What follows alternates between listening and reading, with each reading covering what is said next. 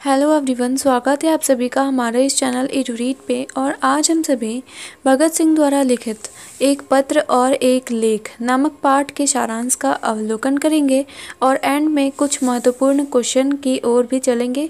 तो फ्रेंड्स, चलिए इसी के साथ पहले हम लोग भगत सिंह के बारे में जानते हैं, अतः इनके जीवनी के बारे में परिचित होते हैं।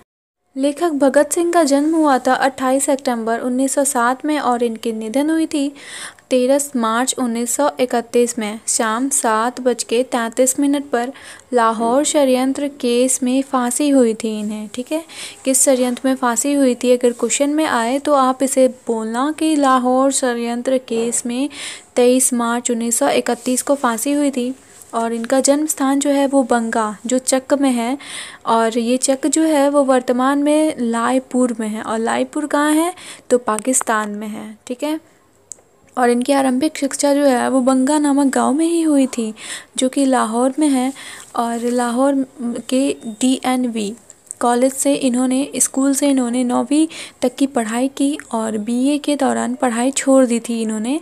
आगे है इनके परिवार जो है वो पूर्णतः स्वतंत्रता सेनानी में शामिल थे। आगे अगर बात की जाए इनकी गतिविधियों की तो 12 वर्ष की उम्र में जलियांवाला बाग हत्याकांड की मिट्टी से इन्होंने क्रांतिकारी जीवन की शुरुआत की। ठीक है, और आप लोग कमेंट में मुझे ज़रूर बताएं कि जलियांवाला बाग हत्याकांड किस डेट को हुआ था और किस वर्ष हुआ था, क्योंकि ये बहुत ही बेसिक चीज़ है जो आप लोगों को आना चाहिए। आगे है 1922 में चौरी चौरा कांड के बाद महात्मा गांधी और कांग्रेस से मोह भंग। ठीक है, तो चौरी चौरा हत्याकांड के बाद इन्होंने कांग्रेस से मोह त्याग दिया था। तो 1922 में हुआ था चौरी चौरा हत्याकांड। ठीक है, और इसका डेट क्या है वो भी आप मुझे कमेंट में बताएंगे। आगे है 1923 में पढ़ाई और घर छोड़ दिया और गणेश शंकर विद्यार्थी के साथ जुट गए। और 1926 में नौजवान भारत सभा। ठीक है, 26 में नौजवान भारत सभा का गठन किया इन्होंने। और इसी के साथ आगे जो है वो 8 अप्रैल 1929 को बटुकेश्वर दत्त और राजगुरु के साथ केंद्रीय असेंबली में बम फेंका और गिरफ्तार हुए। और इसी गिरफ्तारी के दौरान इन्हें फांसी की सज़ा सुनाई गई, जिसे नाम दिया गया लाहौर षड्यंत्र केस। ठीक है, 1931 में उन्हें फांसी दी गई इस दौरान। तो चलिए इसी के साथ हम लोग समझते हैं कि एक पत्र और एक लेख क्या है। तो फ्रेंड्स, जैसा कि आप इस नाम से ही समझ रहे हो कि ये जो एक पत्र है और एक लेख है दोनों अलग अलग हैं। ठीक है, एक पत्र जो है, ये जो पत्र है वो पत्र लिखा था भगत सिंह ने सुखदेव को जब ये बम फेंकने गए थे असेंबली में। तो 1929 को पत्र लिखा था भगत सिंह ने सुखदेव को। और ये जो लेख है वो लेख लिखा था भगत सिंह ने विद्यार्थियों के नाम।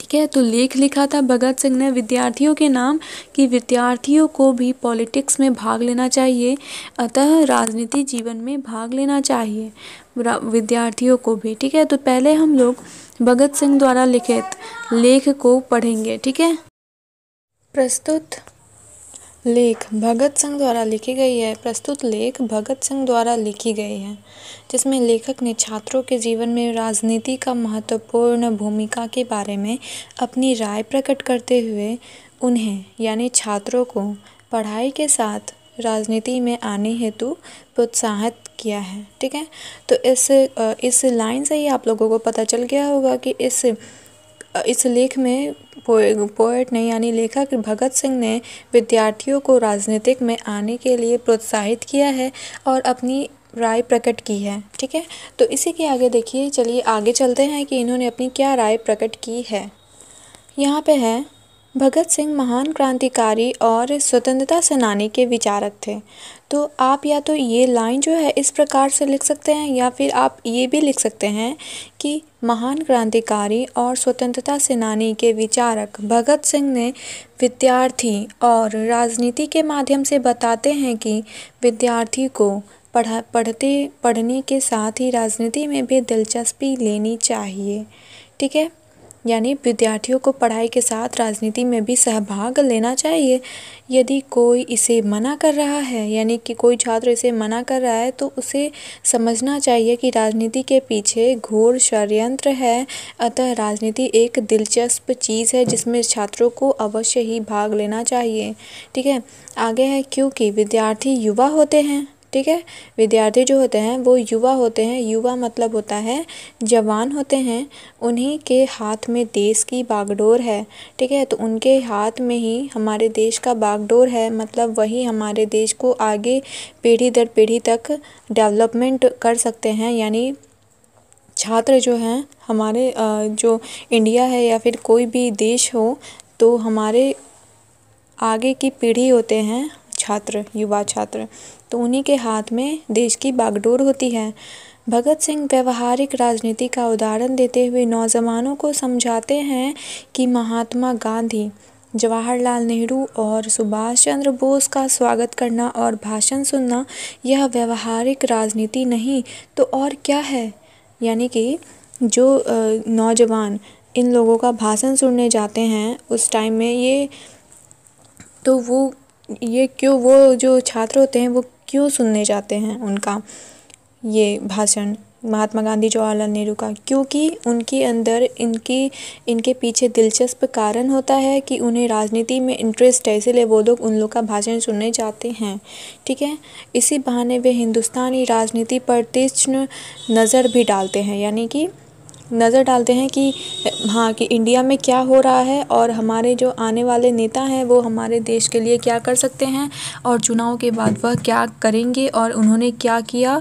और इस माध्यम से युवा जो होते हैं वो राजनीति में अच्छा भाग लेकर अपने पीढ़ी दर पीढ़ी को डेवलपमेंट कर सकते हैं अपनी इस विचारधारा के साथ। ठीक है, आगे है भगत सिंह मानते हैं कि हिंदुस्तान को इस समय ऐसे देश के सेवकों की ज़रूरत है जो तन मन धन देश पर अर्पित कर दे और पागलों की तरह सारी उम्र देश की आज़ादी या उनके विकास में न्यौछावर कर दे।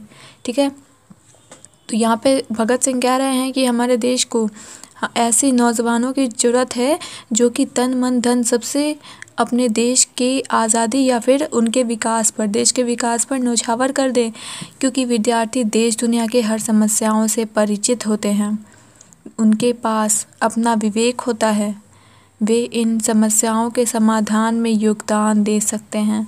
अतः विद्यार्थी को पॉलिटिक्स में भाग लेना चाहिए। ठीक है, तो इस तरह इन्होंने बताया है कि छात्रों को क्यों इस पॉलिटिक्स में भाग लेना चाहिए। और तो चलिए फ्रेंड्स, इसी के साथ हम लोग पत्र की ओर चलते हैं, जो पत्र भगत सिंह द्वारा सुखदेव के नाम लिखी गई है, जैसा कि आप लोग जानते हैं। तो इस पत्र में भगत सिंह ने सुखदेव को 5 अप्रैल 1929 को सीताराम, जो कि दिल्ली में है, वहाँ पे उन्होंने लिखा था और इस पत्र को शिव वर्मा नामक व्यक्ति ने उन तक पहुँचाया था, यानी सुखदेव तक पहुँचाया था। ठीक है, तो इस पत्र में ये किस विषय पर भगत सिंह पत्र लिखते हैं सुखदेव को, चलिए आइए देखते हैं।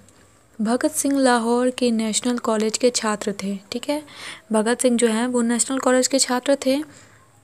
एक सुंदर सी लड़की आते जाते उन्हें देखकर मुस्कुरा देती थी और सिर्फ भगत सिंह की वजह से वह भी क्रांतिकारी दल के करीब आ गई थी। ठीक है, वह लड़की जब असेंबली में बम फेंकने की योजना बन रही थी, जिस असेंबली में भगत सिंह रहते थे और सुखदेव रहते थे, तो उस असेंबली में जब अंग्रेज़ों के खिलाफ बम फेंकने की योजना बन रही थी, तो भगत सिंह को दल की ज़रूरत बताकर साथियों ने उन्हें यह जिम्मेदारी सौंपने से इनकार कर दिया। यानी कि भगत सिंह को जब साथियों ने उनके कहा कि हाँ जाओ तुम बम फेंको जाके और इसकी जो कार्रवाई होगी वो तुम्हारे खिलाफ होगी और तुम ही हम लोगों के ज़रूरत को पूरा कर सकते हो, तो भगत सिंह ने इस काम को करने से इनकार कर दिया। तो भगत सिंह के अंतरंग मित्र, यानी जो करीबी मित्र थे सुखदेव, ने उन्हें ताना मारा कि तुम मरने से डरते हो, ऐसा उस लड़की की वजह से है। इस आरोप से भगत सिंह का हृदय रो उठा कि नहीं, मैं अपने देश के लिए कुछ भी करने के लिए तैयार हूँ, तो ये मुझ पर ऐसे ताना कैसे मार सकता है। तो और उन्होंने दोबारा दल की मीटिंग बुलाई, यानी भगत सिंह ने दोबारा दल की मीटिंग बुलाई बहुत ही सोच समझ के, और असेंबली में बम फेंकने का जिम्मा अपने सिर ले लिया। ठीक है, तो 8 अप्रैल 1929 को असेंबली में बम फेंकने से पहले, ठीक है, अब असेंबली में बम कब फेंका गया? 8 अप्रैल 1929 को। ध्यान रखिएगा दोस्तों, क्योंकि ये एग्ज़ाम के लिए बहुत ही महत्वपूर्ण क्वेश्चन के रूप में आ सकता है कि असेंबली में बम कब फेंका गया था। तो इसका सही उत्तर होगा 8 अप्रैल को। और यहाँ पे 5 अप्रैल को दिल्ली के सीताराम बाज़ार के घर में उन्होंने सुखदेव को यह पत्र लिखा था। ठीक है, और ये भी बहुत ही ज़्यादा इम्पॉर्टेंट लाइन है, जिसे आप अपने महत्वपूर्ण क्वेश्चन में बहुत ही सम्मिलित कर सकते हैं। तो यह अब जो पत्र है 5 अप्रैल को लिखा गया है और शिव वर्मा ने उन तक पहुंचाया था। ठीक है, तो इससे जो सारांश है, इससे आप समझ सकते हैं कि ये जो पत्र है ये सुखदेव के नाम भगत सिंह ने क्यों लिखा, क्योंकि भगत सिंह को सुखदेव ने ताना मारा था। ठीक है, ताना मारा था कि तुम कायर हो। ठीक है, लेकिन भगत सिंह ने दोबारा मीटिंग बुलवाकर अपने इस आंदोलन पर चल पड़े। लेकिन भगत सिंह को कोई खबर नहीं की, यानी सुखदेव को कोई खबर नहीं की कि हाँ मैं जा रहा हूँ।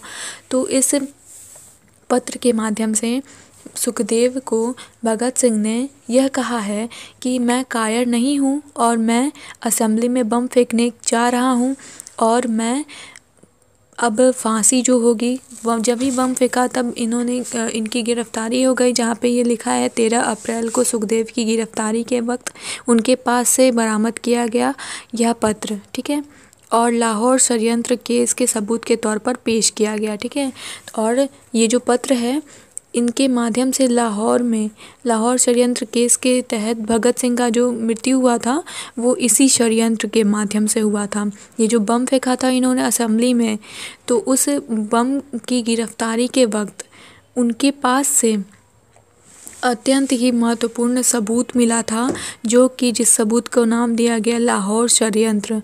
ठीक है, तो लाहौर इस षड्यंत्र में इस केस में इन्हें फांसी हुई थी, और 1931 को यह फांसी देकर देश के नाम अपनी शहीद हो गए थे, हम लोग के देश के नाम। ठीक है, तो ये भी आ सकता है एग्ज़ाम में कि लाहौर षड्यंत्र केस के सबूत के तौर पर पेश किया गया, अतः यहाँ पे इनकी मृत्यु हुई थी लाहौर षड्यंत्र केस में। ठीक है, 1931 को।